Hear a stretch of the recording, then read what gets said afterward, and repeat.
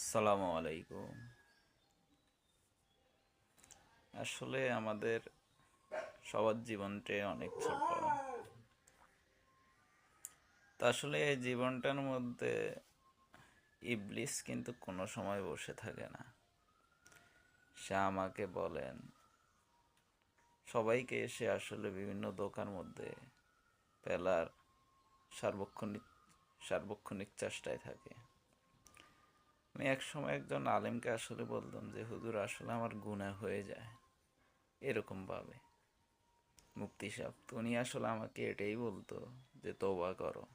তো যখন ওনাকে আমি বলছি যে আমি তো চাই পরিপূর্ণ গুনাহ ছাড়া থাকতে, তখন উনি আমাকে বলছে যে চেষ্টা করো, তবে একটা কথা শোনো, এই আদম সমাজ যদি গুনাহ না করতো,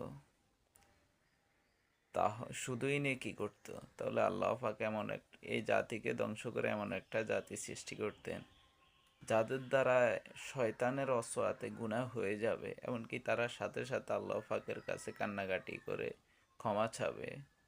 এমনকি এই এইরকম উনি একটা জাতি মানে আর একটা জাতি বানায় বানাইলেন আর কি। তো এই কারণে আসলে গুনাহ আমাদের দ্বারা হবেই। এ কারণে মানে বারবার ফিরে আসা, এমনকি গুনাহ না করার চেষ্টা করা ইনশাল্লাহ। আর পাঁচ ওয়াক্ত নামাজ আমাদের সবাইকে কন্টিনিউ রাখতে হবেই।